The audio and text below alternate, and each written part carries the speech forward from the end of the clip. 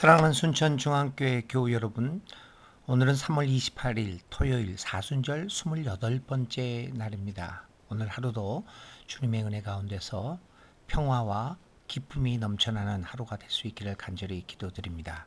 그리고 무엇보다도 코로나19 사태에 우리 교우들의 건강이 유지되고 하루속히 이 사태가 극복되어서 우리가 서로 예배당에 나와 얼굴과 얼굴을 마주보며 하나님 앞에 영광 돌릴 수 있는 날이 하루속히 올 수 있도록 우리 함께 기도할 수 있기를 바랍니다. 내일은 특별히 3월 29일 사순절 5번째 주일인데 저희 총회에서 금식 기도 주일로 선포했습니다. 그래서 내일 하루 한 끼를 금식하면서 코로나19 극복을 위해서 우리 나라를 위하여 환자들을 위하여 그리고 의료진들을 위하여 우리 정부 당국을 위하여 간절히 기도할 수 있는 그런 하루가 될 수 있기를 바랍니다. 오늘 3월 28일 토요일 하나님 앞에 부를 찬송은 425장입니다. 찬송가 425장 주님의 뜻을 이루소서를 통하여 하나님께 영광 돌리시기를 바랍니다. 오늘 우리에게 주어진 하나님의 말씀은 누가복음 24장 44절부터 53절까지 있는 말씀입니다. 제가 읽습니다. 이렇게 기록되어 있습니다.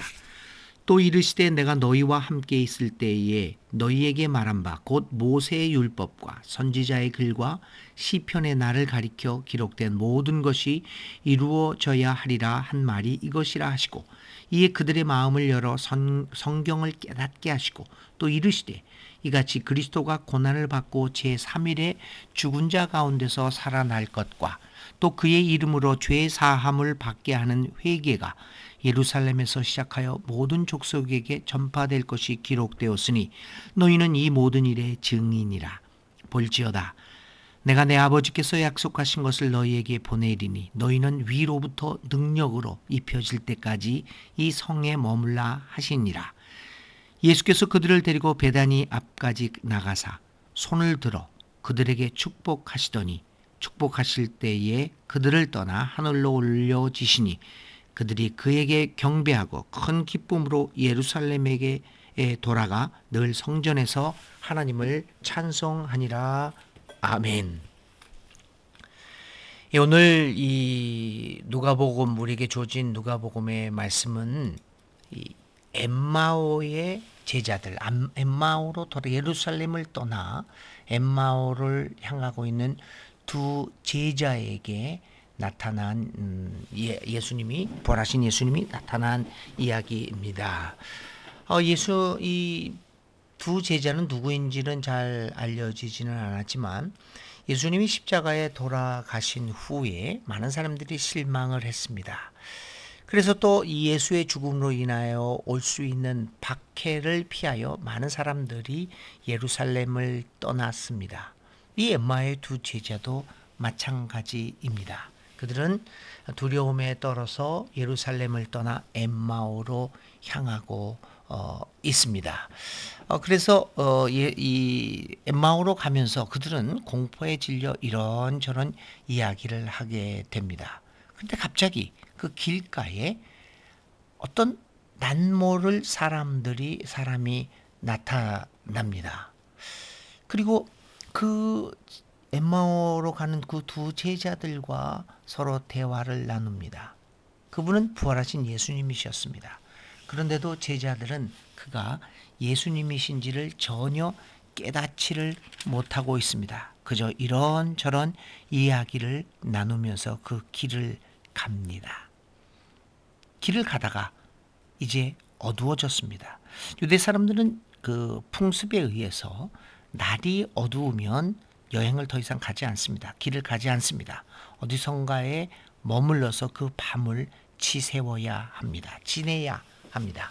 그래서 그들은 이렇게 마을 가까이에 가서 이제 머물게 되고 그 같이 자기들과 동행하고 있는 사람, 즉 예수님이시죠. 그 예수님에게 청하여 같이 있기를 요구합니다. 예수님은 그들과 함께 있고 그 저녁에 같이 음식을 나누게 됩니다.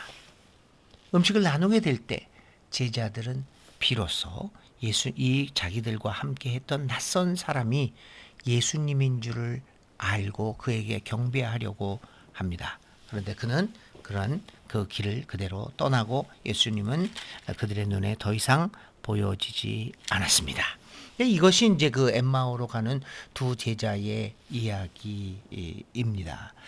그런데 이 일 후에 예수님께서 이렇게 여자들과 엠마오의 두 제자에게 나타나셨다는 예수님은 이제 36절에 누가복음 24장 36절 이하에서 11 제자들이 모여 있는 곳에 나타나십니다. 그러니까 오늘 우리가 읽은 말씀은 바로 이러한 11 제자들이 모여 있는 곳에 나타나셨던 예수님과 나눈 대화입니다.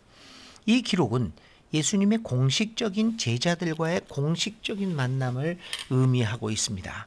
이 만남을 통하여 부활하신 예수님은 제자들에게 새로운 사명을 주십니다. 부활하신 예수님과의 만남, 그것은 어떻게 보면 기적적이고 환상적인 만남이라고 볼 수 있습니다. 죽은 줄 알았던 예수님, 죽은 줄 알고 이제 더 이상 우리와 함께 하지 않고 있다라고 생각했던 자신들의 스승 예수가 살아있는 모습으로 나타납니다. 굉장히 기적적인 일이고 그들을 열광되게 만들고 그들을 환상적인 분위기로 이끌어갈 수 있는 그 충분한 그러한 만남입니다. 그런데 오늘 예수님이 이 부활하신 예수님의 제자들과의 만남은 그런 환상적인 만남으로 그치는 것이 아닙니다.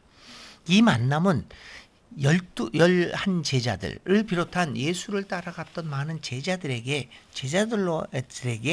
새로운 삶의 길을 열어주는 적극적인 만남이었습니다.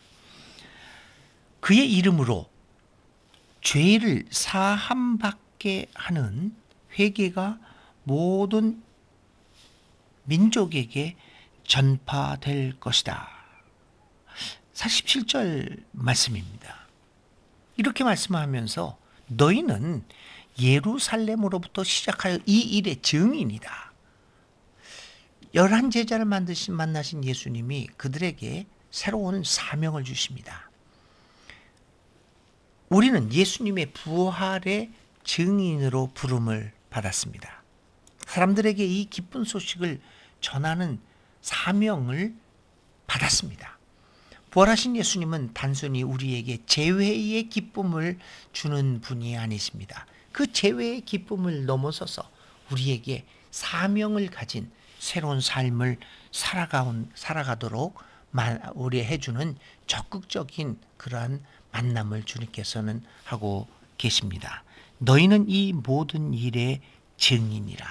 오늘 우리는 이러한 예수님의 생애, 예수님의 고난, 예수님의 죽음, 예수님의 부활, 또 오늘 누가복음이 얘기하는 예수님의 승천과 재림, 이런 예수님의 모든 것들을 증언하는 증인의 사명으로 부름을 받았습니다.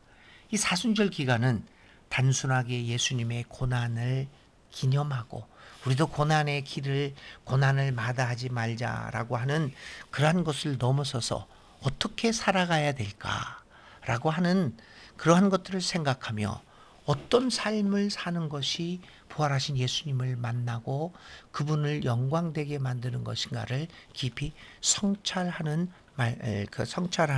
기간이라고 볼 수 있습니다. 사순절에 우리는 이 하나님의 말씀을 깨닫고 그 말씀을 깨닫기 위해서 열린 마음으로 주님의 생애를 생각하고 하나님의 말씀을 읽고 성찰하는 기간이 되어야 합니다.